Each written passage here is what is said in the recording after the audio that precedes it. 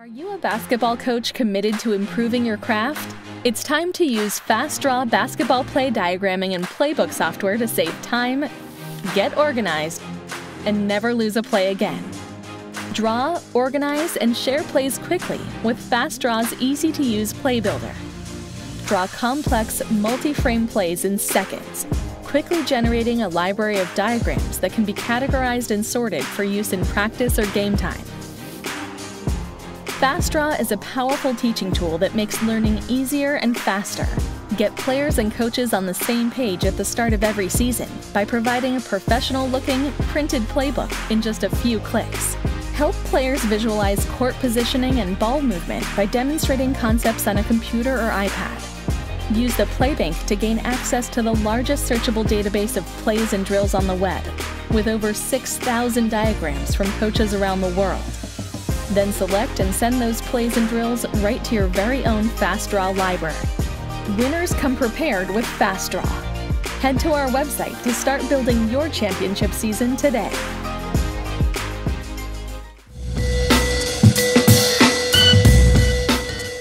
Welcome. This is the first annual virtual coaching clinic presented by FastModel Sports. Our partners, Dr. Dish, Crossover, and East Bay Team Sales. We're very excited to have you. We have coaches from all over the world attending tonight, and it sounds like everybody can see me, hear me, and things are off to a great start. So, what I want to do here is ask you guys a question. We'd like to get to know you a little bit. What level do you coach? So a poll should have popped up on your screen. Go ahead and answer that and see if we can get a majority of us to vote. 67, 73%. Look at this. Everybody coming in. All right. We have 80% voter turnout, which is pretty good. Polls are closing in 3, 2, 1. All right. Polls are closed. And take a look here. We do have some professional or international coaches, a bunch of college coaches. Majority of you are high school coaches. Then we have middle school and AAU. Fantastic. All right. Next question I have for you. How long have you been coaching? 25 plus years, 15 to 25 years, 5 to 15, 1 to 5, or those of you that are just getting started or don't coach? The answers come in. Those of you that have done it 25 plus years, thank you so much for everything that you've given to the game. That small percentage that is just getting started or don't coach, thank you as well for joining us and working to get better.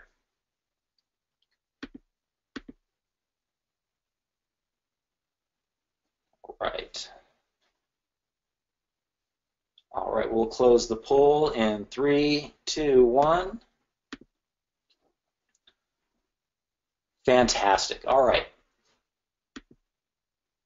So now we know a little bit about you. Let's tell you a little bit about us. First of all, my name is Justin Scanson. I'm excited to be here. I'm the community manager here at FastModel Sports. I've been here at FastModel Sports for 5 years. Previous to FastModel, I was an assistant coach at Montana State University for the women's program. I was there for 5 seasons and absolutely loved it. Prior to Montana State, I was a high school coach, girls varsity coach, boys assistant coach. So I've been in the coaching. I've been in basketball coaching ever since college. Us at FastModel Sports, we are the creators of FastDraw, the world's best play diagramming software. A majority of you, I'm sure, have it. Those of you that don't, let us introduce it to you a little bit here this evening. It's the #1 software to help coaches draw plays, share diagrams quickly and easily. We're all about saving you time. And with that, we have 100% of all the U.S. professional teams. We have over 85% of Division I college teams, and over 8,000 high school and small college coaches across the country. We're not only X's and O's. Our blog has fantastic posts on leadership, motivation, player development. We have a number of our contributors on this webinar tonight. Tip of the hat to them. Thank you very much for everything that they do for us. And we have a team back in Chicago that is fired up, excited about helping coaches, and away we go. All right. So what we're going to do tonight, we're going to bring in Ross Comerford next. Ross is the CEO here at FastModel Sports. He's going to talk to us for a second. Thank you guys for joining us. And then we're going to bring in Coach Tim Miles. Coach Miles wants to cover a little bit of motion offense, maybe team culture. We also have some questions. So if you guys have questions for Coach Miles or Coach VanDerveer, go ahead and drop them into the questions box. We are up at nearly 500 attendees at this point, so I will do my best to grab a couple of them and ask coaches as they come. We will not get everybody's questions, but please still ask the questions. We need those. And then at the end, you'll want to stick around. We will have a special partner offers and a raffle. So for everybody that sticks around to the end, we will have that available. All right.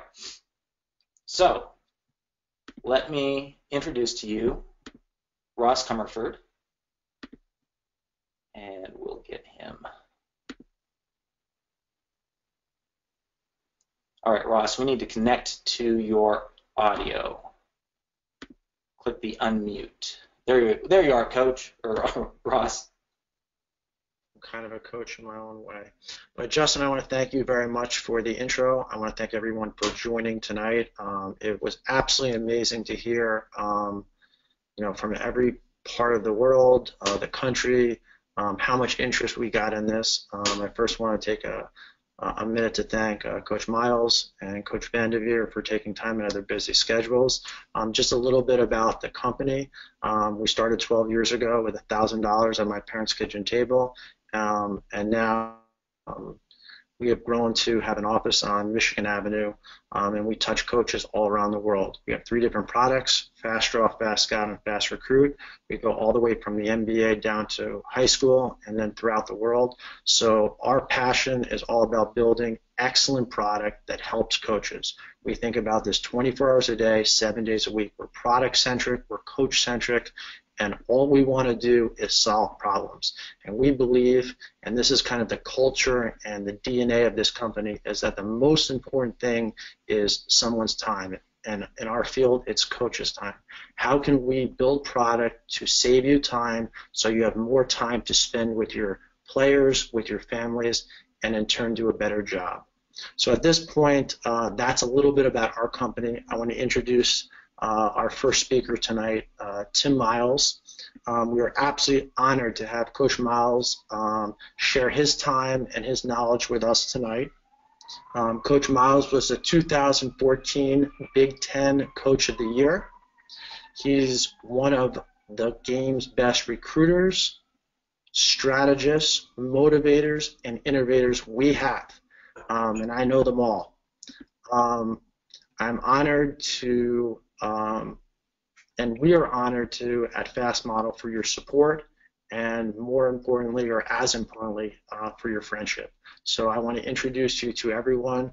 Coach Tim Miles, thank you very much. Thank you, Ross. I appreciate you.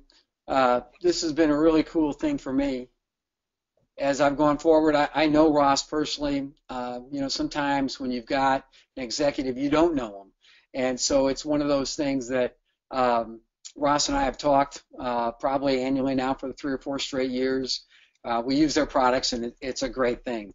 And so I appreciate Ross. I appreciate FastModel for having me here. We use the Fast Recruit. We use FastModel, and it's a great, great tool. So hopefully my man Justin pops back up in here so we can get started, because I want to do the clinic. Are we ready, Justin? I'm ready when you are. So, all right, brother. So when we first set this up, we talked a little bit about team culture and motion offense. Do you want to tell us a little bit about what you're building at Nebraska and how you've really decided to approach creating a team culture? Yeah, I think the first thing is, of course, And I also want to get to the questions, so then we can maybe take this in whatever direction, because I think that's the most important thing for the listeners. And then what do we call you guys? Viewers? Is that what we got them? Viewers? They're clinic attendees, just like Yeah, they're there. when they fill up. Yeah, they're there. I would have guessed Japan's further than Perth, Australia, too, but Perth's way over there on the west, I think. So I get it. You don't win in basketball. You don't win in any sport, I think, until you've won your locker room. There's a coach can't be with their players, their girls, their boys, 24 hours a day. I think it's important as you look forward. The millennials, the group we have today, if you look at the way they learn, the way they trust, the way they are getting their information. My daughter will put out an Instagram post and tell me it got 490 likes, or she'll pull one out that got 80 and it'll ruin her day.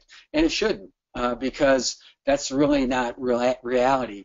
And if I listen to all the people that advise me on Twitter, I'd be a miserable dude. But if you don't follow Coach Miles on Twitter, @Coach Miles is a good way to start. So there we go. But you really need to get to know the young people and establish an honest, real relationship. And more people want the head coach's time. And that's hard to do. I've got 2 young children, I've got a wife, and I've got a full-time job. And as anybody knows as a coach, it's not a job, it's a lifestyle. Coaching follows you around like a shadow. It doesn't have a clock. It doesn't shut off at 5 o'clock. It's with you, rain or shine, good or bad, night, evening, morning. And the most dedicated coaches, are the ones that really do take time, and we're all there. There's no secret play, there's no secret formula, there's no secret motion offense, but I know that when our voices are strong in the locker room, and they're similar to my voice, which is we're all speaking the same language. We always call it one voice. We have to have one voice for this team. That doesn't mean a coach is a dictator. That means that we are all on the same page, in agreement with, this is what we have to do. Defense is going to win for us. Rebounding is paramount. Great shots and taking care of the ball, are vital parts of the thing. For instance, one of the things we say are, we love the rim, we like the 3, and forget about the tough 2. So for an offense, that's the way we start things. We are at the rim as quick as we can be, and we chart all of our shots by rim, 2s, and 3s. And we know that we don't shoot well on 2s, and no one does. So obviously, on the contrary, defensively, we want people to take tough 2s. If you can beat us with tough 2s, you will. And I've had teams Michigan beat us a couple of years ago by 1, and I think they went 56% that night on tough 2s. Glenn Robinson Jr. and a couple other guys just really hurt us. And you have to know what you want. And I know exactly what we want. I know what works for us, and what works for us is great team defense. What works for us is shots at the rim, getting fouled, and because anytime you're at the rim, you can offensive rebound. Your offense is better and better. As a motion offense guy, I went from reading screens. Spacing is important. If you have great space in your offense, I call that standing around. You have to be standing still to be spaced. And oftentimes in motion, you can get kind of discombobulated. But if you're discombobulated, maybe the defense is too. So maybe there's a real opportunity to attack. And so as we've gone forward, we've been more of a ball movement. We have a series of drills that we do on a regular basis that we could go over for you. If Justin could draw them up appropriately, if I can explain it to him. That really matter, because motion is a way of life. It's not just an alignment, 4 out, 1 in, 3 out, 2 in, or any alignment you might have. It's the way you share the ball, the way you move without it, the way you pass, catch, pivot, whatever it might be. And Justin, I'm glad somebody asked about a recording right away, because if they're going to try and take notes off of my talking, they're going to have a real tough time. So with that, let's just take any questions somebody might have. And then I can already tell people do want to see the motion, maybe a drill or two. Question I have. Whatever it takes. Okay, great. First, though, I got a question from Noah Boardman. Coach Miles, what is the best route to get into the college basketball coaching? Coaching through high school, trying to get a managerial position. How do you work your way up? Yeah, I was a player at the NAI level, a bad one at that, but that's okay. Then I became my first coaching job was as a 14-year-old with Little League baseball, softball, and I also helped coach the junior high and middle school basketball teams. And I was just a year older and 2 years older than everybody. So get involved in coaching at every level you can. Work camps at the colleges if you want to be a college coach. Go to a program, be a manager, do whatever it might be. I still call them student coaches because I know everybody that's there, you usually want to coach and want to be around the program or the sport. The advice I got, pardon? Reps are important. It's coaching reps. Oh, no doubt about it. No doubt about it. The advice I got as a coach when I was becoming a head coach 22 years ago, Jim Kretschmann, the athletic director at Northern State. I'm a South Dakotan, Justin. Spent a lot of time in North Dakota, some in Minnesota and Colorado, and now in the great state of Nebraska. But the first advice I got was surround yourself with the right people. Recruit the right kind of guys. Coach them the right way. Get stops, take good shots. Coach them the right way, and leave the locker room cleaner than it was when you got there. And the right people will notice. And if they don't, the janitor will notice. And there's something to be said about making your janitor happy. And we've all been there. When they're mad at you, you know about it. Absolutely. And you saw we had 87% high school coaches here tonight. Coach, how do you handle players that don't buy into team culture? And that question is from Andy. Andy, that's a good question, because when you have a rugged individualist, I think that's the hardest thing to manage, because they have a lot of power in that locker room, like we just talked about earlier. I do a lot of things with, we sell our culture to our guys and our buy-in to our guys a lot of ways. Individual meetings, goal-setting meetings, and then we put our principles in front of them all the time, whatever it is that we need. And the biggest thing I think you have to get through is a lot of times a rugged individualist is highly insecure. So I think individual meetings that really break them down. I mean, get to them, go Dr. Phil on them, and figure out what in the world's going on and why that person won't buy in. And quite frankly, they have to understand if they can't buy in, regardless of their ability, then they shouldn't be with you. And I don't know, some schools don't allow cuts, some schools don't allow this, but you can put a person in a position where they won't want to be there anymore. I've by accident broke guys' spirits when I took them from starting to off the bench, or from eighth man to out of the lineup, there's a lot of ways a coach can screw it up. But you know what? A player that's not willing to buy in, if it's gonna get screwed up, it should go the coach's way. You're the one putting the sweat equity, yourself on the line. As a coach, I walk around, and you can't help it, but I feel my essence is winning and losing. When I go to church or walk to the store after a bad loss, I've got my head down. I want to slam a hat on. It's hard. It's really hard. The old attaboy, good job, way to try hard doesn't work very well in my business. And anybody that's a competitor feels the same way. So I think you got to break that person down, because a rugged individualist can be very powerful to those other teams. So there's an undertow that maybe we don't all realize, and sometimes it's addition by subtraction. And sometimes kids just, awesome. It's a cry for help too. They want to be helped. Absolutely. All right, so we have a lot of questions coming in about motion offense. Good. One that's kind of consistent here. Do you have a specific motion offense philosophy? And how early do you think motion offense can be taught? A specific question on starting teaching motion offense, let's say at the middle school level, as opposed to just teaching set plays. Well, I remember when I was trying to convince, I was at Northern State, and we ran a set offense. It was they called it the walk shuffle, named after its old coach, and it was a high post shuffle offense like the Drake shuffle, or a little bit like the triangle, so to speak, but it was not as well, we didn't have Michael Jordan or Kobe, so it wasn't as good.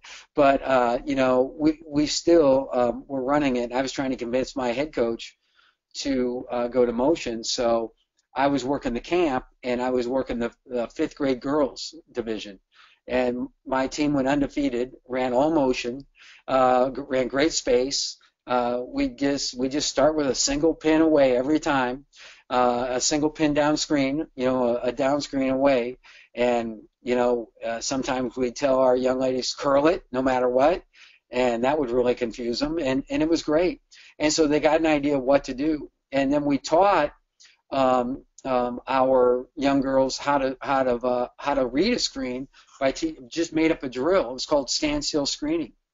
We had if you want to put a diagram up, Justin, it would be a passer right on the top of the key, and then there'd be an offensive player on that wing, on the left wing or right wing, whatever wing you want to put it on, a defender with that person, and a screener standing there, and everybody is standing still within an arm length of each other. And the drill goes, we call it Standstill Screening, and it's the lead up to how to teach people how to read a screen. So with that passer on the top of the key, the screener on a down screen with their back, like a four-man or whatever you want it to be, with their back to the ball, and then a defender there. So we'd only run it with a passer. Let's say our two-person has got the defender on them. Okay. And then let's take four and stand four still with their back to me, and I've got the ball. I'm the ball handler. So okay. Four setting the screen for two. So four sets the screen for two. Yep. Now in this drill, 5 and 3 wouldn't be in there. So 4 would be coming. Well, you can set a back screen just like that, but let's set it. Let's do this just for practical purposes. Let's put 4 where I'm at, and me on the left wing with the ball. Oh, so they will draw it. That's okay. Yeah. All right, so I'm on the left wing. Left wing. Right there, perfect. So now 4 should go down right there and stand right next to 2. Just put them all in a clump together on the right. Okay. Thank you. So right there, and now I would bring that passer up a little bit toward the top of the key. Now we start the drill just like this, and we tell the offensive player too that you're the only one that can shoot, that you have no dribbles, and you have to read your player. And it's the passer has the hardest job in motion offense, because the more they anticipate, the riskier it can be.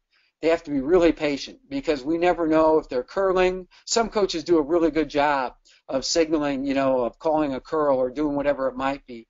So as this screening action happens right here, 1 is going to pass, and 2 is playing live, X2, because they're going to get the ball after 3 turns. So 2 is going to read 3 screens and get 3 shots off, and they're going to score 3 times, 2 times, or 1 time, or 0 times, right? And then 2, we're going to make a game of it. They're going to switch spots, and the offensive player becomes a defensive player. And they're just going to, you tell 2, you can guard them any way you want to. You can go under the screen, you can do whatever you want, but you cannot dribble. So as our offensive player 2 uses that screen, and 1 chases them out and trails them out, they curl it, and the guy passes in. Let's take 2, yep, up there. You can see that should be a short shot that they could be able to get off easily. If we put them back in their original spots, very good. Nice pass. Is that you, Justin, or is that Katie or Ross doing that? That's me. If X2 goes way under and jumps to the midline hard, and now we're going to flare that screen, right? So offensive player would take 1 step up, go back, we skip it over the top for a wide open 3. And 4 really can't move, but he can pivot to change his screening angle. And 4 is not in the game. So it's a great way. This is how we taught our 5th graders to read screens, and it really slows your man down. So I would tell you this. The most important thing in defensive basketball, there's 2 things. You have the man and the ball on every possession. If I'm playing defense, I have my man, and I know where the ball is. So the most important thing, is it your man or is it the ball on defense? Well, it's the ball. right? You have to know where the ball is, stop the ball scores. On offense, we ask the same question. What's the most important thing, the man or your man or the ball? Some people will say, well, it's the ball. Well, no, that means you're a ball hog. So knock it off. It's your man. Your job is to beat your man, and the ball will find you in motion offense. So this is a great lead-up that seems simple, that college kids struggle with, high school kids struggle with, fifth graders struggle with, but when they get it, it's amazing to watch how well they play without the ball and how much better they attack defenders. And so if they learn how to get away from their man and just read a screen, you really can do a lot of things with them. But quite frankly, we don't spend a ton of time reading screens. This is just our best lead-up and our best drill that we still do. Instead of playing 3-on-3 or 2-on-2 and they just kind of go through the motions, this kind of slows things down and makes them have to do it right. And sometimes simpler or less is more. So, Coach, a question here from Tom. Early when you're teaching it, are you running them, calling out curl, flare, rescreen? Is there any sort of audio? Yeah, they should always call their cut. We just tell them to always call their cut. Now, they'll do it, if they do it always in a sterile form like this, they'll do it 2/3 of the time if it's 3-on-3, and they'll do it 1/3 of the time in the game. So, the more you can over-teach, over-exaggerate, over-train, the better off you're going to be. So does this drill go into a 2-on-2 or a 3-on-2, bringing X4 in? What I like to do, I like to always make it three offensive players against one defender, technically, right? Only one person gets to shoot the ball. They never get to dribble. I just move the screen around, and I move the passer around. Put them wherever you want them. Make it a back screen like we accidentally showed right away. Put the passer down on the baseline like he's an out-of-bounds player almost, taking out of bounds, and screen the other way. So, if you put O2 and X2 on top of the key and brought your screener from the low block like that, like he's coming up for a back screen or another screen, let him read it that way. Mm-hmm. So I just think the way you move it around any way you want to helps out the player. And that way they have to shoot on the move after off both shoulders. The ball's on the right side of the floor here.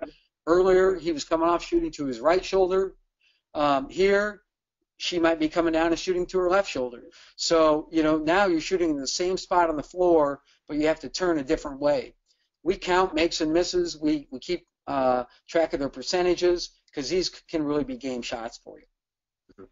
And still with the philosophy that we like the three-pointer, but we love the rim. Love the rim, baby.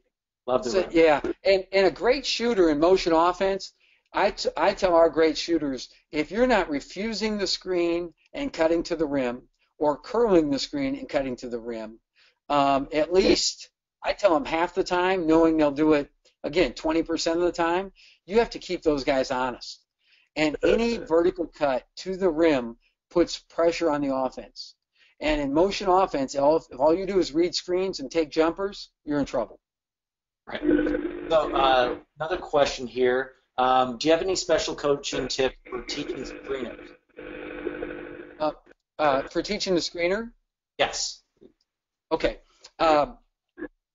Yes. First of all, angles are everything, right? So the screens that we set obviously are down screen, your back's to the basketball. So just that V cut. And so we start everything with a pseudo basket cut, right? Hold up 1 second, Coach. Is that me or you, Justin? I don't know. I think we're possessed by an alien. Folks. Okay. The technical has been very good so far, so we're going to hope that we are cleared up. I think it's gone. Yeah, okay. So where to now, Coach? Okay. So again, talking about that screening angle, just make sure the better the screening angle, the better the screen. But the thing is, they have to come together. They have to touch each other over and over. Make them touch each other. If I'm a cutter and I'm coming off a down screen, we have our guy grab our screener and curl hard around him. you can't foul your own guy. I haven't seen that called yet. So, you know, just getting them touching each other, whether it be a back screen, I call it a side screen, a guy coming from the wide part of the floor to the middle of the floor. Some people call that a flare screen. I call it a side screen because your back's where? To the sideline. So I think that it's important that those guys are always touching each other and coming, you know, in contact. Because if the cutter takes off too soon, could be a foul. Too easy for the defense to defend.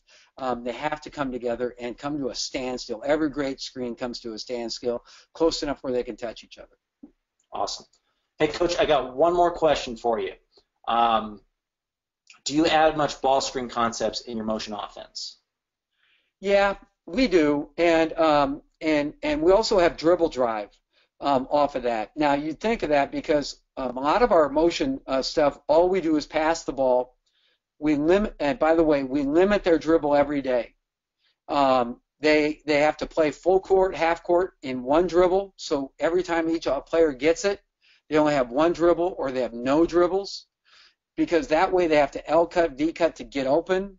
They have to use a screen, set a screen. It slows them down. We limit the dribble. The more you limit, the more you expand their game, right? So we limit them every day. Their ability to pass, catch, cut, pivot are paramount. So we limit their dribble. All right. So then we do just the opposite. We do dribble drive and ball screens, right? I think, and we also play off handoffs because if you just ball screen, people can handle that a certain way. If you play off not a dribble handoff, but just a handoff like you see in the NBA or the Princeton offenses, where there's a big guy at the elbow. Like, can we drop a guy at the elbow? Yeah. For me, quick. A four-man with the ball and the top of the key. And then, yeah, put the four-man at the elbow. Put the two-man in the right corner and the three-man in the left corner. All deep in the corner, right? So we throw it to number 4. We pass it to a 4.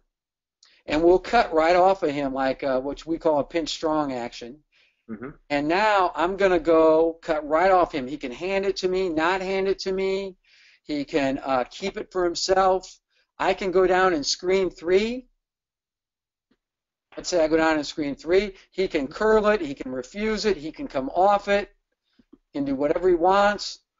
And now 4 can dribble at him or hold the ball and fake a hand, do it all over. You can do all of that stuff. So handoffs, like that little action right there, which is a little Princeton action, are really good. But with the ball screening, I run a ball screen continuity or a play. We do also ball screen, but I'd rather come down and start our offense with an easy secondary break that starts our screening actions and gives them options of a 4-out, 1-in look where we can get the ball, get it started, and a single down screen is the best thing to start with, I think. Awesome. Coach, this was a blast. Yeah, we don't have enough time, do we? We don't have enough time. We need to do this again. Hey, I tell you what, I wouldn't want to talk over a legend like Coach VanDerveer, so I'm not going to touch that. I really appreciate everybody tuning in. Fast model, fast draw on everybody. This is a great thing for us. We use it all the time. So Justin, Ross, Katie, thanks for having me. Coach, thank you so much. We appreciate it. All Thanks. right. Thank you, Coach. And we'll handle a little work here. All right.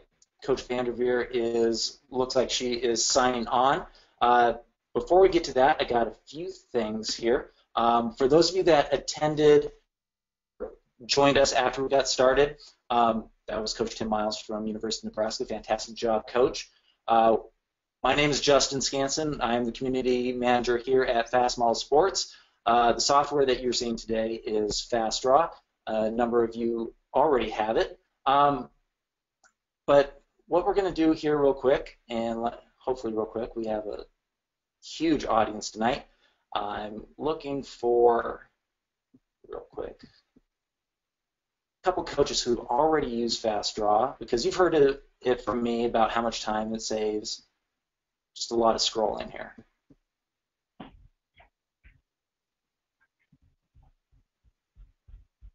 All right. Lisa, there you are.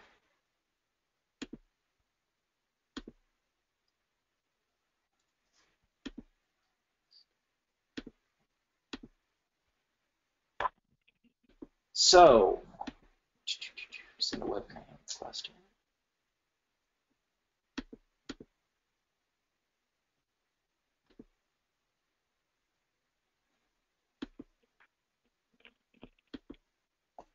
Lisa, are you on with us? I am. How's it going, Lisa? I'm good. How are you? I'm doing well. Thank you so much for joining us today. You've used FastDraw as an assistant coach at the D1 level and now as a head coach at D2 Point Loma. Congrats on that, by the way. Tell us a little bit about how FastDraw helps you. Yeah, I was when I was an assistant coach, I was in charge of the playbook, and it saved me a ton of time. You know, just staying organized, and you know, having the ability to look back in previous years, copy and paste if necessary. You know, if we talked about system and we had some things in 2 years before, but personnel changed and we didn't use it the next year, and then we went back to it maybe a couple years later, it was really, really efficient for us. You know, just staying organized basically. And I was one of the younger ones on staff, so I wasn't about you know, drawing everything up on sheets of paper and keeping it in files. I really liked the digital aspect of it. The other thing was on scouts. I would have FastDraw open when we were scouting, and you know, I'd be able to minimize the screen and draw the play up right as I saw it. You know, as I was watching video and stuff. So it was really helpful.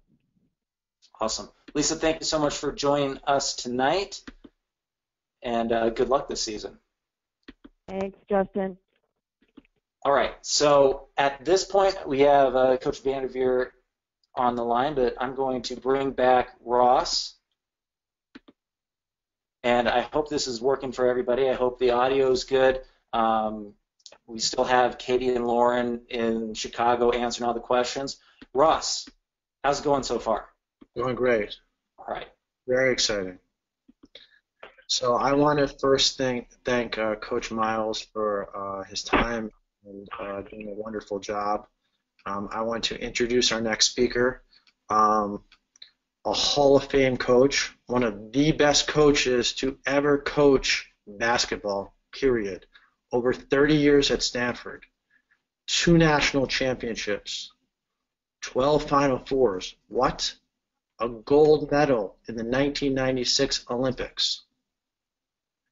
This coach is as good as it gets, X's and O's wise, as good as it gets building teams, cultures, systems, developing players from top to bottom. It's as good as you'll get. Tara VanDerveer has been one of the biggest supporters of this company, and I am so honored to have her speak to everyone on this call today. It's a treat, it's an honor, and it's also for me personally to say thank you, Tara. Thank you for being a friend. Thank you for being a mentor, and we greatly appreciate it. Coach Tara VanDerveer. Thanks, Ross. Can you hear me all right? We can. This is very exciting. This is my very first webcast, webinar, so hopefully Ross will do a great job. And I know Justin's going to help me do a lot of drawing, so it's a pleasure to be here. And thanks for the great introduction, Ross. Let's go, Justin. Let's get it going. All right, I'm ready when you are. Let me share my screen here. All right, that sounds good. And if you guys have questions, go ahead and fire those off into the questions box. Coach, I have a number of drills that we talked about ahead of time. Okay.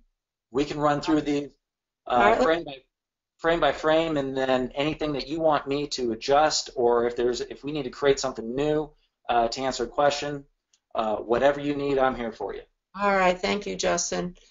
First of all, let me welcome all the coaches and say that, honestly, this is very helpful for us. We run a lot of plays, we do a lot of scouting, and what we do with our players is we take the drawings and they get them on their iPads. And we expect them to know the plays and be able to read diagrams. It's amazing.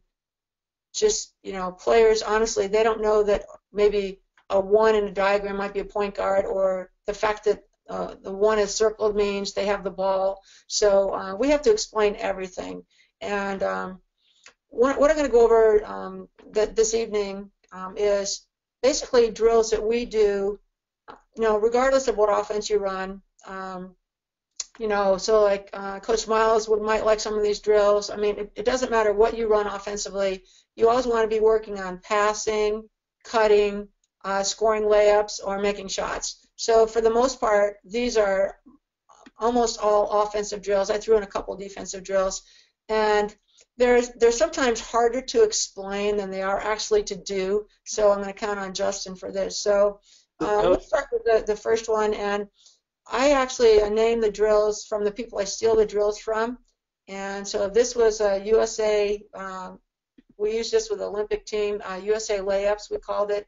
And I think it's a pretty simple drill. You use 2 balls, starting the balls. Number 4 is an outlet person. Number 1 is starting the drill. And this drill is actually a little counterintuitive in terms of where players are going. So in all drills, I think you want to explain it well and start out very slowly. And it's really important that they're executing fundamentally the passes that you want. Whether 1 passing to 2 is a chest pass. For us, it is not a bounce pass. So a chest pass or a one-handed, right-handed pass. 2 is always having their hands up. So it's not just the drill, but how you explain the drill and that you demand that they are executing the drill correctly. So if you can picture, you can obviously add more people. If there are more people in the drill, they are always behind number 1, 6, or 5 and 7. So 2, 3, and 4 are by themselves, no matter how many people you have in the drill. So the drill starts with number 1 making a pass to number 2, and then 2 is immediately passing to 3, and the ball will get to 3 before 1 has passed number 3, and then number 3 is making a nice little drop pass. We would use maybe a little bounce pass to number 1 who's going to shoot the layup. So the important part of the drill is that you don't want people getting hurt in any drill. So number 2 will, after she passes to 3, she will go over the top of 3. And 3 goes underneath and slides out to replace where number 2 was. So if they're not paying attention, people will collide, so you want to make sure that you go over that. And then once number 1 shoots the layup, all right, number 2 is going to get the rebound, and number 1 is going to replace number 3. So actually in the drawing, you want to make sure that, again, after you shoot your layup, you go through and get out of the way, and then 2 is going to go behind, and then 1 will curl back up to the elbow. All right? I don't know if you can draw that for me, Justin, but hopefully people get the idea of that one. So here in frame 2, you see where 2 has gotten the rebound, 1 has come back up to the elbow. Right. It's actually they would, 2, as 2 is coming over the top, 1 has gone in for the layup. 1 is not going to just turn right around. Their momentum is going to carry them past the basket and come back up. All right? And this is just a little tip that I use for drills. I know it. I mean, I'm sure everyone kind of does this, but, obviously different players catch on differently. And I really try to go very slowly in the beginning, and some players will get embarrassed if they don't know the drill. I just say, especially to our freshmen, go to the back of the line, watch a little bit. And so we will set up the drill, every drill. We will start out very slowly. We'll walk through the drill and then try to, add some pace to it. All right? Because eventually when you're doing this drill, it moves. All right? You're really moving. The balls are moving, and people are running. And if they don't get it right, they can collide. So once number 1 then has Number 1 has moved into the pinch post, so to speak. Number 3 is the new person. The balls just follow each other, and from there, you're pretty much just following the ball. So 2's passing to 4. 4 will be passing up to in line, and you just follow your pass. And as a coach, I stand right in the middle of the court and really make sure that the ball is just moving and people are catching it and moving the ball quickly. And obviously in this drill, you go to the right side, we'll go around twice, and then we'll turn around and go on the left side. And our team, our team likes this drill. So this is something that is a warm-up drill. We do a lot of passing, layups in our warm-up. So, all right, Justin, we got that. Did you want people to ask questions as we go along, or how do you want to do that? Let's go ahead and move on. We got a few of them here. Okay. We'll move on to the next drill, but I'll keep an eye on the questions and see if anything else pops up. Sounds good. I'm happy to do it any way you want to do it. Okay. Showtime Passing. All right. So this drill is it's a little. Let me just do one thing right away on your drawing. Okay. Switch the numbers where you have 8 and 7. Switch those 2 numbers for me if you can. Can you put 8 where? Okay. Good. All right. So when you look at this drill, this is when we do this as a warm-up drill, and quite honestly, I think it gives us an extra 5 points right off the bat with warm-up, because the coaches that watch it like, oh wow, the balls are moving. The extra people are behind number 7 and behind number 8. So you could have 3 or 4 people under the basket with 7 and 6, and you could have a couple more people under 8. So if you had 12 people on the team, you'd fill them in there. 3, 4, and 5 are by themselves, so there's no one behind them. So 1 starts with the ball, and then there are other balls with 6 and 7. That's where all the balls are. So you could add some balls down there. So you would start maybe with 1 ball, again, going slowly, explaining it. This is a passing and layup and moving drill. And so 1 will make a pass to 2, 2 passes back to 1, and 1 passes to 3. 1 is going to go behind 3. After 2 passes to 1, 2 moves into the middle and is looking for the pass from 3. So 3 is going to make the pass to 2. 2 then passes to 4. 3 now moves into the middle. If you want to go to the next spot, I think that might show it, the next diagram. So they're basically moving around, and if you follow, like 1 will replace 3, 3 replaces 5, so the odd people are going in one pattern and the even people are going in another. It actually is harder to diagram and explain than it is for the players to do. But when you add all balls, they're going one right behind the other, and they have to talk and they have to move. All right, so now 4 has made the pass to 3. Yep. She's going to get the ball back from 5, and 4 will shoot the layup. All right. At the end of the drill, then 5, who has been replaced by 3, again, follow the odd people around. 5 has been replaced by 3. 5 gets the rebound, and 1 will now go into the even line. All right. 4, where did 4 go? All right. 4 will go behind 6, and then everyone once you have shot the layup, then you become a passer around the circle. So it's, again, start out slowly, work from, this is starting out with left-handed layups, then you're going to turn around and move the lines over, and you'll have right-handed layups. And again, this is our warm-up drill. And what we do is we not only do fast draw, but we also video all of our drills, especially for our new players. And once they do this drill, they really like it. It's moving, and I think it's a fun drill. It makes them concentrate. All right, it's passing, cutting, and layups. All right, awesome. Justin? Awesome, Coach. 3-line fast break. Right, 3-line fast break. Is that the next one? All right, this one, This one's, again, this is an easy drill. Justin, I like how you have your cones out there. We use cones a lot. I like that. So we're starting in the beginning. You have 3 lines under the basket, and basically we will use 2 or 3 balls max, and all the balls are in the middle. All right. So 1 has a ball, 4 might be behind 1 if you are adding people into the line, and then 5 and 6 would be behind 2 and 3. So there would be more people at the end of the court. So we're going down the court. 1 passes to 2, 2 passes back to 1, and 1 is allowed to dribble in this drill.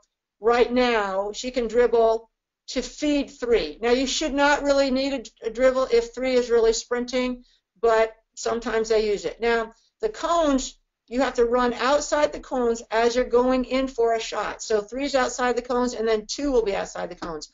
1 is going to stay up top in the middle of the court, so 1 will never get below the 3-point line. All right, 2 and 3 swing through. 3 shot the layup, and we do this drill where going on the first end, we're shooting a left-handed layup, and then we're going to be coming back and shooting a right-handed layup. So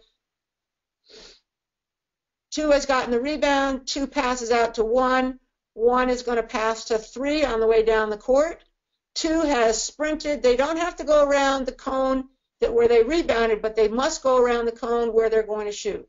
So this is where our kids get really competitive. They want to they want to get a layup without letting 1 dribble. So 1 at this point, if she doesn't have to dribble, she's just putting a pass right out there. If she has to dribble, she puts the ball on the floor.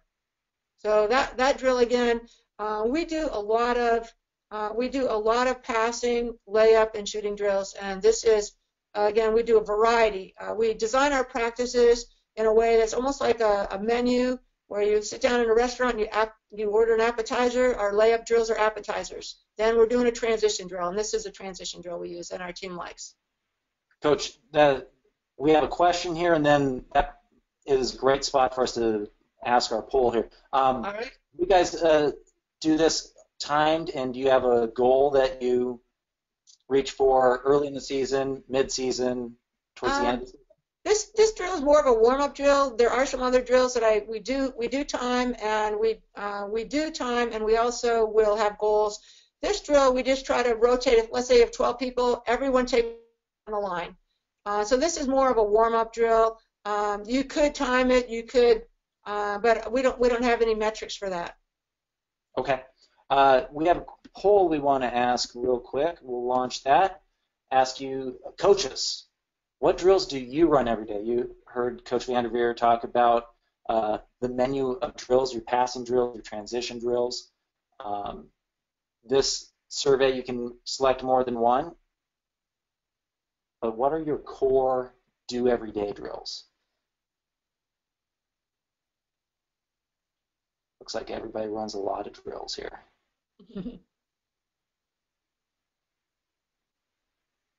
All right, we're going to close the voting here in 3, 2, 1. The polls are closed, and you can see that we have a lot of shooting drills and offensive transition drills.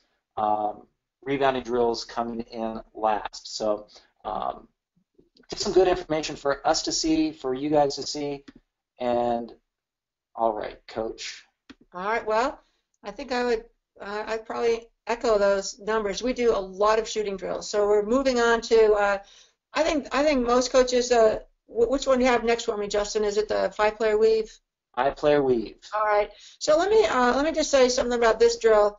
5-player weave. I think that probably, most players would know a 5-player weave drill, and most coaches know a 5-player weave drill. So the thing about it is, if you're working with really young kids, you might want to start with a 3-player weave first. But 5-player weave starts out where you have 5 people in every spot, staying really wide. Making 1 passing to 2, going behind both players to the outside, and then 2 passing to 3, going behind both players. So you're always going to the far outside. And when we do our 5-player weave, we go,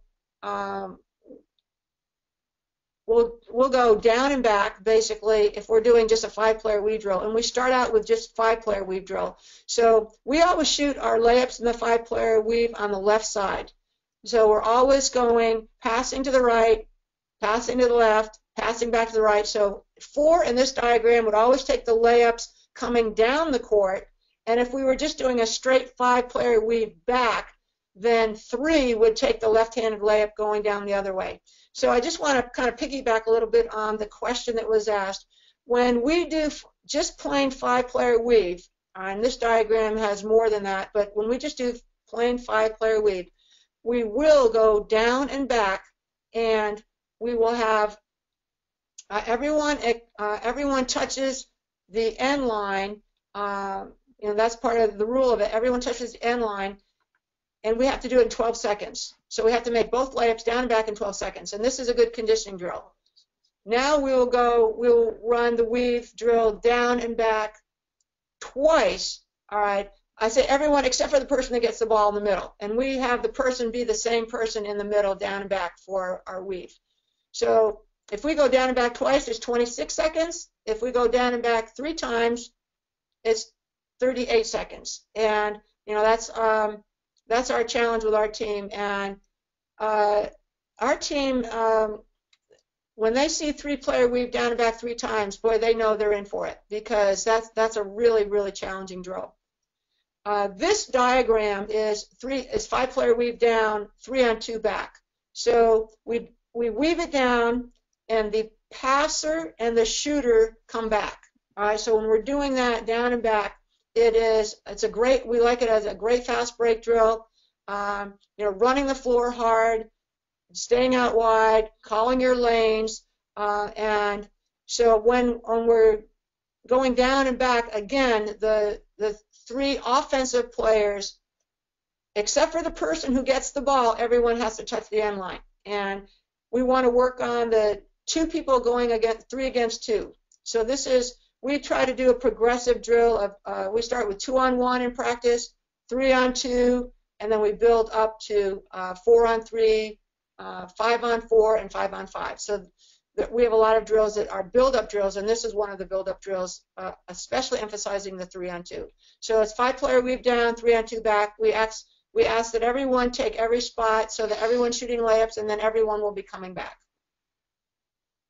All right, so Justin, let's go ahead and move on from that one. I think that one's pretty easy. Yep. Weave 3 out, weave out, right. Yep. 2-on-1 back.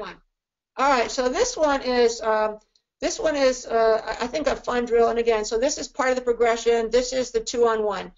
It's not just doing the drill. It's really important, I think, to explain to your team, what you're working on in the drill, why you're doing the drill, what results you want from it, what you want it to look like. And so as an example, a 2-on-1. So when we're playing defense against a 2-on-1, I'm saying to the defense, don't give the offense a layup. So in this drill, I think you've got 5, it looks like, we've got 2 ends. You've got 1, 2, and 3 at one end, and you've got 4, 5, and 6 at the other end.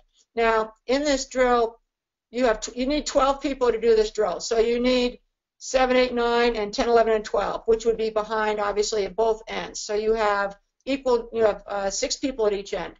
So let's look at the top one with a 4, 5, and 6. So they're weaving out, doing a 3-player. So it starts on my whistle. So I blow my whistle. I'm standing in the middle of the court. I blow my whistle, and 4, 5, and 6 start weaving out. When I blow the whistle the second time, that signals whoever has the ball. Let's say it was 6. I guess it looks like it was. Got back to 5. Or 6 dropped it because 6 is back. 6 had the ball. 6 drops the ball, puts it right down. 5 scrambles over and gets it, and now they're playing 2-on-1 going back. On that second whistle, 1, 2, and 3 started. So they keep weaving until I blow the whistle again and bring out at this end. Let's say there were 7, 8, and 9. So you'll hear a beep, whistle, toot, toot. So it's going back and forth, and we have coaches under the basket, and we can score this drill if you're part of the offense and you score, you get 1 point. So each player would get 1 point. If you're the defense and they don't score, you get 2 points. And you're always rotating around. This is a conditioning drill. This is a passing drill. This is a defensive drill. And it's a competitive drill. So then you can have a winner. You'll have one winner from each end, and the winners get a drink, and the losers are doing it down and back, or they're doing it whatever you want them to do, push-ups or something like that, making it competitive. Now, we don't make it crazy, but you know, I think it's a fun drill and emphasizing a lot of passing, cutting. Two-on-one is a good way to start your transition defense. Mm-hmm. Absolutely. Okay. Awesome, Coach. Next, we have full court shooting. All right. This drill I really like, and full court shooting I think it's a fun drill, and I think the challenge is not to let your players be sloppy, and this is where the clock sometimes, you know, the clock or maybe you know, keeping score will come in handy here.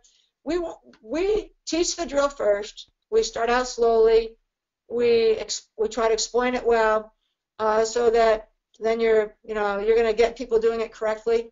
And I think the diagrams look pretty good. You'd have extra people under the basket behind 4, 5, and 6. So you have a total of 5 balls. All right. Number 1 starts actually with a toss off the backboard. And one will toss it off the backboard, outlet the ball to 4. Now, I usually stand right in center court, and I tell number 3 to go first. Before I give number 3 a little bit of a head start. I say go. So 3 is going to take off and get out in her lane and get out wide and be sprinting. So 1 will toss it up, 4 will catch it on the move, and 4 makes a pass without a dribble to 3. I'm sorry, 2. 1 passes it 2. 2 is passing a 3 for a left-handed layup. All right. Mm-hmm. In the meantime, 1 and 2 cross underneath, and so 2 actually is going to be shooting her layup. You see her on the right side. 1 will be coming back. All right. 3 has taken a shot. I'm sorry. 3 shot the layup. 3 is coming back. 1 and 2 are shooting the jump shots. My fault, Justin. The diagram is, you're doing a better job than me. So it's important that 7 and 8 stand behind the end line. All right. And now we're seeing the exact play coming back. All right. So it's a left-handed layup coming down and then a right-handed layup going back. And 3 is going to outlet to 7. 7 will hit 8 for the layup. And then a new person will come in at the far end. So in this drill, once it's been explained, no dribbling. There's no dribbling. They have to stay behind the line as passers, and they have to all-out sprint. And so sometimes they have to loft the ball a little bit, all right, to let someone run under it. And making the layups, making the jump shots, and we run 3 minutes, and the minimum for us is 75. And again, our team has to make 75. We might do it again. We'll give them another try. We'll do double or nothing for a sprint, something like that. A missed layup or a dribble or any kind of a muff, the basket doesn't count. Awesome. All the other shots have to be outside of the key. So the jump shots have to be outside of the key. What would you suggest a good score for a high school program? I think I might start out with 60, but I bet they, if high school, the courts are usually a little bit shorter. I think high school teams can get up to 75 too. Okay. Awesome. All right. Utah shooting is next, Coach. All right. This one is really an easy drill. So we stole it from Utah, so I gave them the name. You have 4 spots. This might be a situation where we use this as a warm-up drill before a game where you have a lot of people and you only have a half court. So, and again, it's a fun drill. Our team likes it. So you have 4 lines, 3 balls. The ball is in the front, and number 1, 2, and 3 are going to take a shot. They're going to get their own rebound, and they're just going to pass out to any open person, and then they just follow their pass. So let's say one, gets her shot, makes her shot, and she'll pass out to number 4. Number 4 standing there because there hasn't been a ball in that line. One could turn around and pass back to 2, but usually we have them go in different lines. So they're taking the shot, and then they're following their pass and getting to the end of the line. And now this drill you could do timed. We go to 50. So it might take 2 minutes, and you can make 50 baskets. You could make it where they're taking 3-point shots. We usually do it actually as a 3-point shot drill. And if someone is clearly not a 3-point shooter, we say, don't force it. Just move in where you can shoot from. So but our team likes this. I've seen this, and it turns into a communication drill pretty quickly, or else you get it in the face. Is that right, Coach? Yeah, but it's also not it's not too many balls flying all over the gym. So I think it's a drill that we use before a game. It's when you might be restricted to a half court. You might have a varsity team at one end and a JV team at the other end, and you could make it competitive, or you could divide them up, and or make it timed where like one group, your varsity, can make 50 shots or 53s in 3 minutes or 2 minutes, whatever it takes. Awesome. Easy drill to explain, easy drill to do. Perfect. Kids like it. All right, Coach.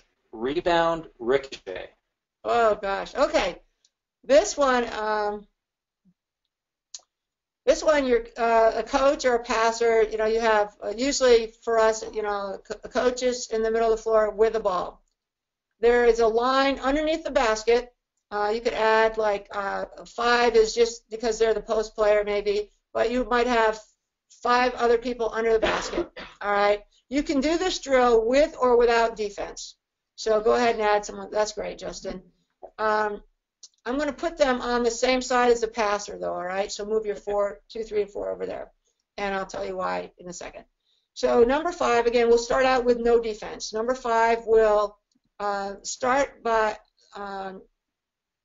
starts with coming out and touching the ball. From there, the coach kind of ricochets it off, not trying to make a basket, which is easy for me. Just take it up there on the rim, and number 5 is going to go grab the rebound and offensive board and put it in. What coach doesn't love offensive boards? So this is actually a rebounding drill. This could fit in your rebounding drill category. They get the rebound. They pass it out to the coach. All right, so they start by touching it. Then they come back out and touch and slide into the post, where they're going to get a pass from the passer. All right, and then you're going to do any kind of post move you want to do. All right, so you could do it with no defense. Now, let's say we want to add a soft defender. A soft defender would come in after 5 has gotten the rebound, scored, and as soon as 5 touches the ball the second time, the soft defender comes in, and you might say, all right, take away number 5's baseline move. So then 5 has to work on going to the middle. So then you start out working with a soft defender, so they learn the drill. Actually, then after 5 has taken the shot, 5 is working on boxing out, getting the rebound, and then 4 is working on, they're the soft defender. 4 will box out, get the rebound, and pass it out to the coach, and then 4 comes out and touches the ball. 4 gets the O board. 4 will then slide into the post, and then 3 will move in as a defender. All right? Gotcha. So then let's say you want to have all out. Let's see who's really going to get it done in the post. You just say, all right, you're playing. All right, so 5 starts with touching the ball. Coach throws it off the backboard. 5 puts it in. 5 passes back to coach. 5 comes back out, touches, moves in, and they're just going at it. All right, playing. Whoever scores, we go to 3. Whoever scores 3, and then we mix up the lines. We go on both sides, left side, right side, mix up the lines, and so you're playing against different people. Awesome. Post drill that, again, O-boarding, boxing out, posting up big, all kinds of things, playing live, or you can just do the drill. We don't do any really live drills day of or day before a game. Okay. Yeah, and this is a conditioner as well, I'm sure. It is, and it can get pretty physical. All right. Last one, Coach. We have guard drill with the extra pass. All right. So this drill might be at the, I wanted to throw in one post drill, one perimeter drill. This drill you could do a variety of ways, and we have number one with the ball coming in, and number one can either penetrate. Well, we usually put a chair right there. You can put a chair out there, a cone out there, and number one will use that chair as a screen. And if she's coming towards two is going to move away, and two will then make the extra pass to three, and three will take the shot. I'm not sure. I think further on down in the drill you can see also that one could penetrate baseline and pitch out to three, and then three would make the extra pass to two. Okay. Are you seeing that, Justin? I don't have a second frame, but we can do that. All right, you can draw that. Yeah, we'll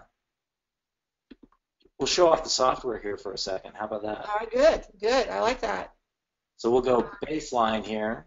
So if you're moving baseline with the ball, then three is going to get in the drift spot, move down to the baseline. One is going to work on penetrating, trying to take the ball to the rim, pitching out, and sometimes we have the coach down there defending. All right, so making them make a little pass, and again, then it's going to be the extra pass from this time. It will be from 3 to 2. All right, instead of from 2 to 3. So they can read it and go either way, and then we'll just have one of the kids will call out rotate right, so they go from one line to the next, making sure that they're in every situation. And obviously we do this from both sides of the court, right hand and left hand, working on just a little, maybe you're coming off a screen, someone helps, you're going to pitch it. This is actually really good to play against a zone also. Awesome. Coach, that was fantastic. We're going to do a few questions and answers here. Great. Let me get a drink here, and let's see what we got.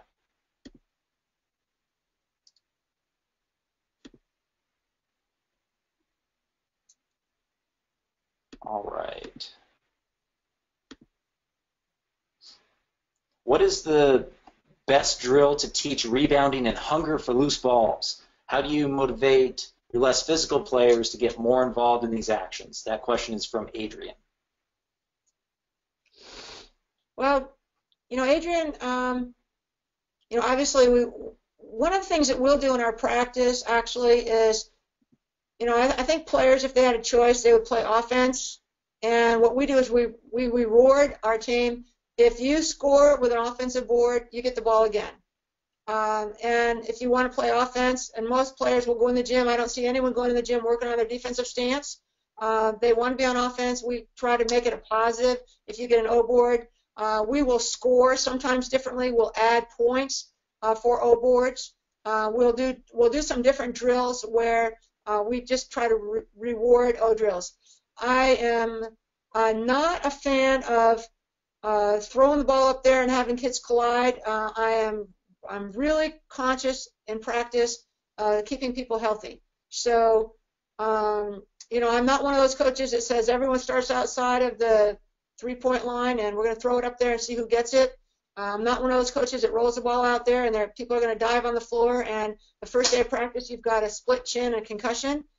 So I try to reward it and make a big deal. We do a highlight tape after basically every game, after practices, and we try to really praise what we value. So if O-boarding is a really important thing, it's like, hey, our best O-boarder is going to start for us. So whoever you are, if you want to play that bad, get in and get the O-boards. Awesome. From Britt, how much do you scrimmage in practice? We scrimmage every day. We scrimmage a variety. We'll do sometimes, starting with 3-on-3. We really do a lot of our stuff. we don't go long. Like, for scrimmaging, we might go like 4 minutes, 5 minutes, and then quick. We kind of try to transition quickly from one drill to the next. But we scrimmage quite a bit. Probably not as much as our players would like, but I would say, if we have a 3-hour practice, I would say a good hour is scrimmaging. Awesome. And it might Question. depend on when it is during the season too. Right. Well, we're not going to be scrimmaging when we're in the middle of our season, where we'll do more walkthrough, we'll do more shooting. We do a lot of offensive drills. Excellent. All right. Advice for an aspiring college, high school coach. We have a bunch of coaches here who are in the game. What advice do you have for the new coaches, either looking to move up or looking to have a nice long career with basketball? Coach good players. No. Well, I think that if you're in a situation, first of all, if you're watching this, you're doing the right thing. You're learning. You're exposing yourself to ideas. You might not like any of the drills I did, but I made you think about, well, why would you do this, or is this something good to teach? I would say really work at your teaching skills. And a lot of times coaches, a lot of our teachers in high school, a lot of our best teachers aren't coaching because they've got so much to do teaching school. But I think that everyone wants to be a great teacher. I'm really fortunate. I think both my parents were teachers, and they helped me a lot in terms of breaking things down, teach things. I think be positive with your players. Work really hard at being someone that you would like to play for. Be a coach that you would like to play for, and think of the things that motivate you. Think of the things that help you learn things and enjoy it. A lot of times, I think coaches run players off. They're just trying so hard to be the tough coach. Be a coach that you'd like to play for, and be a great teacher. Be positive, enthusiastic. Be a learner. I think keep a notebook. Expose yourself to the game. Watch a lot. Study the game. I know, like, I'll watch video. Well, it's not video anymore. It's watching my hard drive, or watching games, and just trying to really be a great observer of the game. Awesome. Also follow FastModel on Twitter and check out our blog. Right, that's a good thing too. 2 more questions, Coach. Okay. And you mentioned part of this earlier. You make the highlight tape after games, emphasizing what's important to you. Offensive rebounding being the example you used. What are 2 or 3 things that are always at the top of your list that you emphasize for your team? Well, the number one thing we emphasize is team.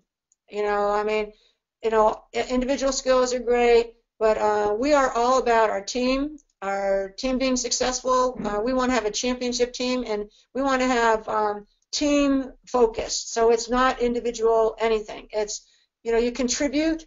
Someday I use the analogy of an orchestra. Someday it might be the violin solo. Someday it might be the flute solo. So it's all about, for me, it's all about our team being successful. It's players being great teammates. It's being unselfish, being focused on our team being number one. I think the other part of that is it's about championship behavior, body language.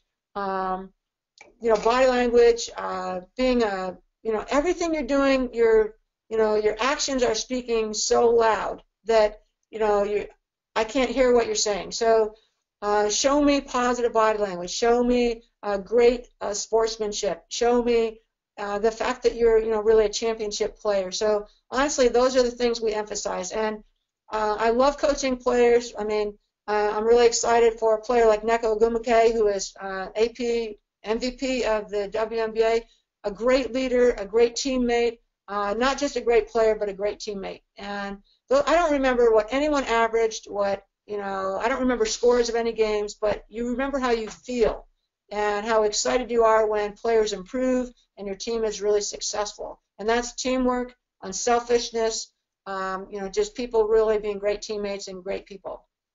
Awesome. Last question for you, Coach. How much time do you spend doing drills versus game situations and plays? And also, how does that break down early in the season versus once you get into the season and into conference play? Okay.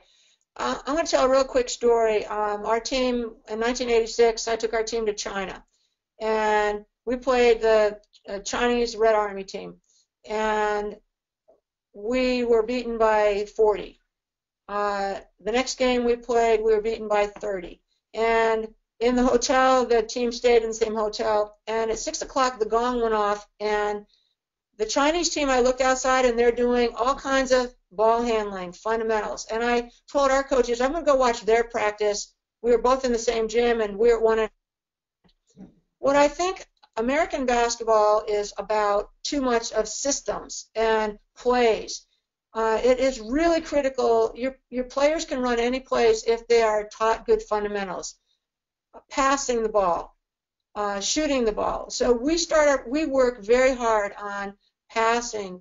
I'm a huge fan of Gannon Baker. We do all of Gannon Baker's ball handling, passing drills every day, shooting drills, everything, footwork, squaring up on the inside foot. We have, great high school players, and I had Olympic players that I had to break down and teach them how to do a left-handed layup. So I would really encourage coaches to don't be in a hurry to put in play after play after play or drill after drill after drill. Teach fundamentals, teach passing, teach shooting, and then they can run any play. Teach screening, teach jump stops, which I'm not a huge fan of full court, but pivoting. Left-handed layup with your left hand going off your right foot, right-handed layup, things like that. So for me, the most important thing is really teaching and not being in a hurry to put in all these different things. And what I did in China, then I woke our team up at 6 o'clock. I had our team down on the court working on ball handling, passing, and dribbling and shooting. And now they won't even go out and eat Chinese food at a restaurant with me. They remember that trip. But in all seriousness, I think our team is very fundamental. And when you look at the best teams in the country, they're very fundamental. They shoot, they pass, and they're moving the ball, and they're unselfish. Rocket science. But it's really being demanding as a coach. If you're going to teach defense, start with the defensive stance. If you're going to teach offense, start with ball handling, passing, shooting, cutting, screening, things that offense is ball movement, player movement, screening, and that's basically it. Spacing. Awesome.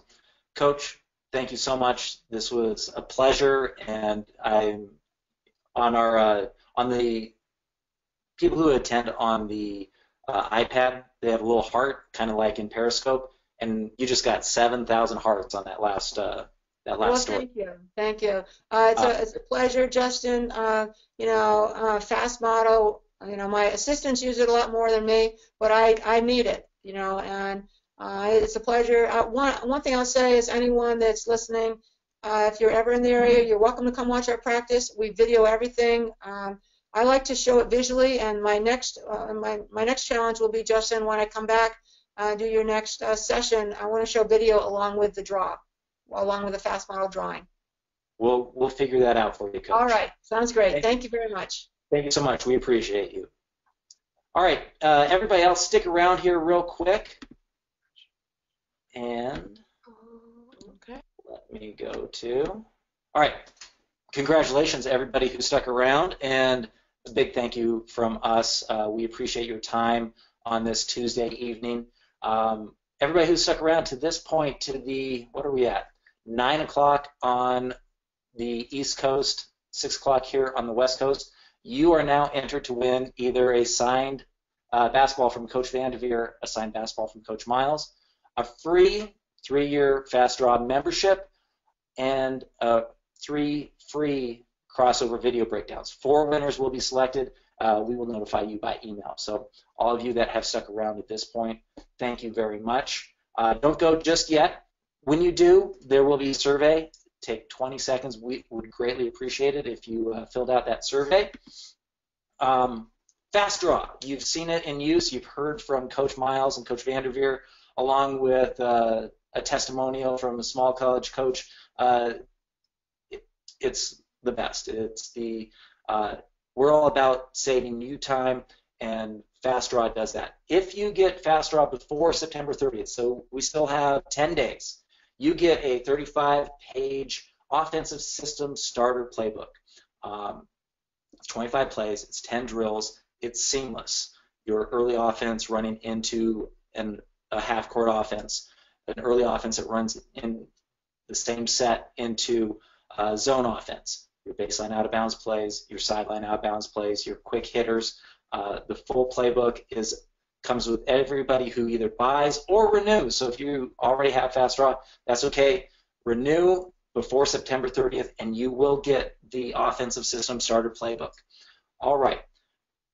To do that, check the link in the GoToWebinar control panel. You'll see in the chat, Ross and the team back in Chicago has dropped in a link for you to get to our website. We're going to keep this webinar open so that for another few minutes so you guys can take a look at that. We have two more things. Dr. Dish has been a fantastic partner for us. You can get a $500 discount on Dr. Dish shooting machine or up to $1,500 off if you're trading in an old machine.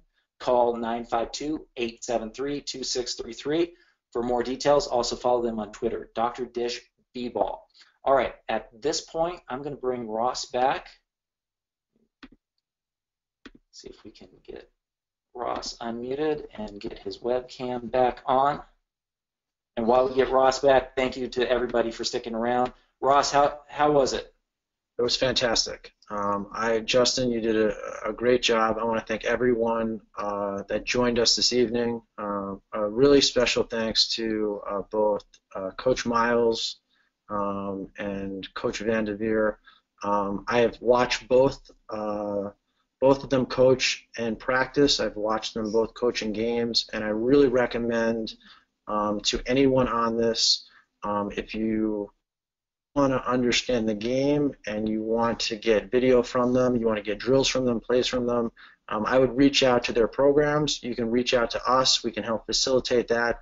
But as I said before, two of the best, and just really, really they're experts at their crafts. So again, thank you for everyone joining us. I thought tonight was a huge success. If there's anything we can do, let us know. But have a great night, and thank you again. We appreciate it. Thank you very much, Ross.